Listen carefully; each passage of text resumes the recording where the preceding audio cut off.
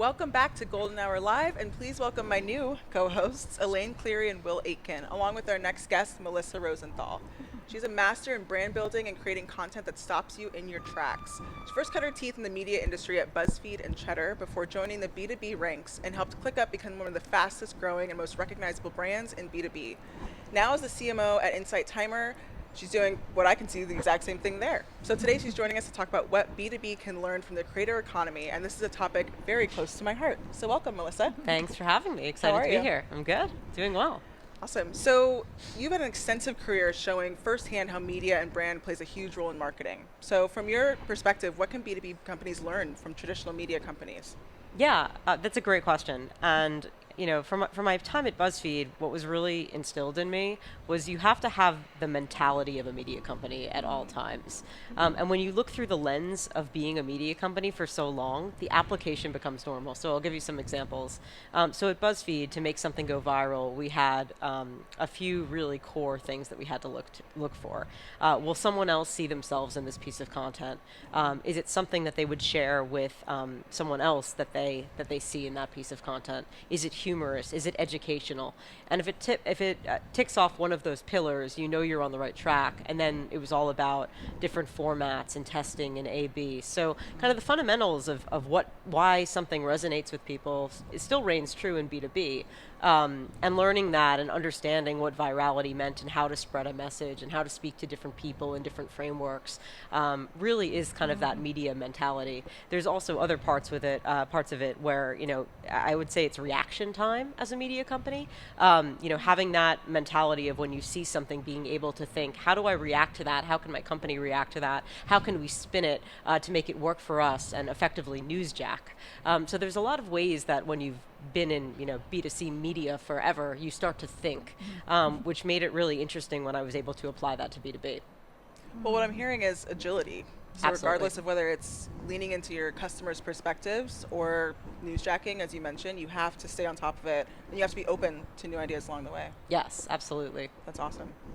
So how can you take those learnings then and practically implement it with B2B? Because I think that's one of the hardest parts, right? We, as B2B marketers, sometimes it's easy to just think that we know what our customers want without talking to them. So what have you done? Yeah, I mean, I think there's a lot of research that you can do. Specifically, at Clickup, we used a lot of Reddit to understand, because there are so many sub-niche communities with developers and project managers, and you can really understand what their pain points are and how to speak to them in such a human way. Like, Reddit is effectively like the Google for real people, where they're going to talk about that with their like-minded communities. So researching Reddit, understanding what people were struggling with, and then creating this humorous approach to their pain points, knowing that we can kind of have this overall fun approach and tonality, but when we're thinking about our specific ICPs, we can really target those humorous messages to them, and that's sort of how we applied it at ClickUp.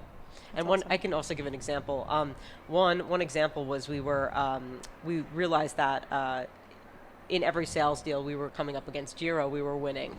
And our sales team brought this to us, and they're like, we keep winning these deals against Jira. Here are some pain points that our customers are relaying back to us on why we're winning. We doubled down on that research on Reddit, realized this was much bigger than we even knew, and then created a anti-Jira campaign using SNL style skits. That's awesome. To really make sure that if we were going to punch up and also do that kind of hyper-polarizing Mac versus PC style, that we were doing it in a way that would really resonate with those ICPs.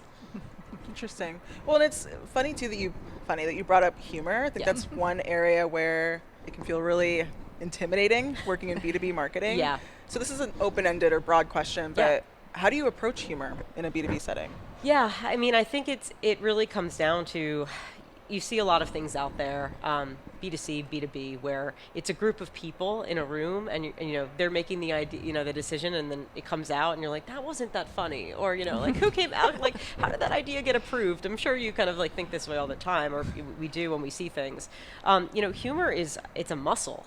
It's a muscle of understanding what is humorous in culture and combining that with pain points, and really taking a lighthearted approach to specifically for us project management. And I think the beauty of B2B in that space is these problems are you can be self-aware enough to understand that these problems are not life and death.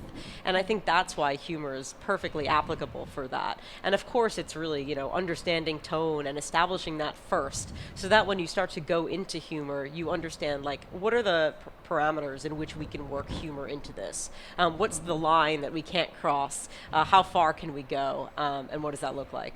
That's awesome. I love that. Growing my own media brand sales feed, we've done a lot of that newsjacking. How can we make that funny for a sales audience? And it really helps to have someone either internally or externally, sometimes who already has an audience who can tell you what's relatable and help you form that content strategy. So I want to ask, how do you go about working with creators? What's the first step there to maybe sharing some of their audience as well when it comes to growing these brands?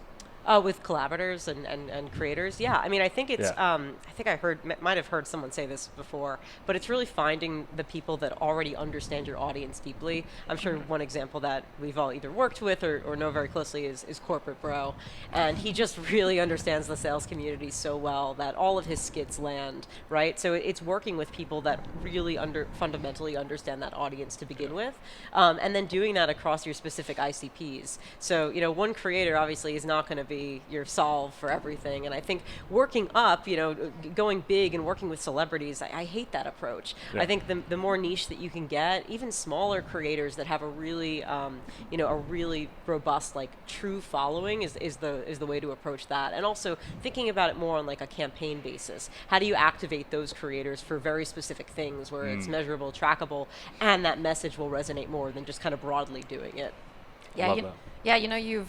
You mentioned earlier, how did that get approved? And you were just talking about some of those creative campaigns. Yeah. Melissa, I know, like, you've done Super Bowl ads, and with internal creators. How are you getting buy-in to take all this risk? It's hard. It's definitely hard. It's not easy. Seek forgiveness, but not permission. Yeah. Oh, no. Sometimes, not on a Super Bowl ad. The legal team are getting It's a little bit too big of an investment to take that strategy. But yeah, I mean, I think it's, a lot of, up until the Super Bowl ad, we had really been, I would say, like, perfecting our art in the space. So by the time we were doing that, everything had been so kind of like figured out in terms of our style and our tone and our personality and how we approach different concepts, and we had tested some of those concepts. We did an ad for our whiteboards in which cavemen discover Clickup whiteboards because their buffalo hunting plan gets erased by the rain. So we'd already kind of taken that history approach to test and try things, and it worked really well, both just on, like, kind of a virality side, but also on a performance marketing side. So there was a lot of work that, like, went up to the how do we do this, and do we trust our internal team to be able to build a very, very expensive concept that can make or break your company and your team and the perception of your work. So we felt pretty confident going into that, just based on everything we had created for years up until that point. Were there a few campaigns where you didn't feel confident that maybe didn't land? Yeah, there were a few. There's one I won't go into full detail about, but it was when I first started. And, I think that's the scariest time to be like a creative marketer, growth marketer, is when you're testing a million different things, and, you have to really, like, manage up expectations and say, it's really hard to, hit a home run the first time you do this. So I'm going to make some mistakes, I'm going to fail, but we're going to eventually get there because we're going to have a really deep understanding of what works and what doesn't. We ran a Spotify ad where we took on the kind of ASMR meets what we were calling, like, hustle porn culture. Okay. And it didn't come across quite like we had hoped. So the ad didn't do super well.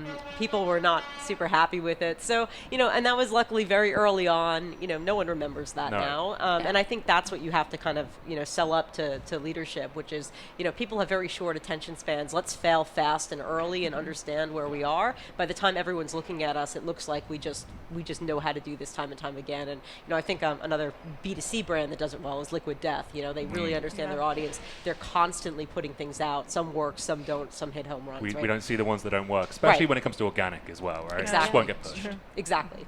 Love that. It's awesome. So any, like, thoughts or advice for marketers that are doing this for the first time, who are trying to get that buy-in from leadership, want to be creative, Yeah. where to start? I mean, I would say, like, come with a kind of your North Star of what the brand should be, the tonality, how we're going to reach, what does that look like from an overarching perspective? One thing that we did that was different than I would say what others do is we kind of came in it from a lens of like, our brand is going to be funny and bold and bright and vibrant, and that's what our brand is going to be. And then everything that happens in how we approach our ICPs and our buyers will be niched down from that overarching like North Star of what we consider our brand is, and what people feel when they interact with anything from Clickup. Is it exciting? Is it vibrant? Does it feel big? Is it funny? Do you want to pass it on to someone else? So I think it's really establishing that, and then trying a lot of things and seeing what lands, and then killing the stuff that doesn't, and then iterating on what does, and eventually you can come up with a really strong strategy. The other thing is, sure, we had a team internally to do this, but by the end of the day, we were, we made an investment in some equipment and in a small team, and we were putting out, very, very high quality content that was costing us around $500 to $1,000 a piece. Wow. And for some of the, the content, the way we were able to turn things around in Newsjack and take, this very viral ChatGPT thing that was going on Reddit, and taking that and turning into a video in a day. Yeah. We were able to turn things around in hours. So, you become an efficient machine. You're not constantly having to like outsource to an agency. So being able to, invest a little bit really does pay dividends when you're doing it in a smart way.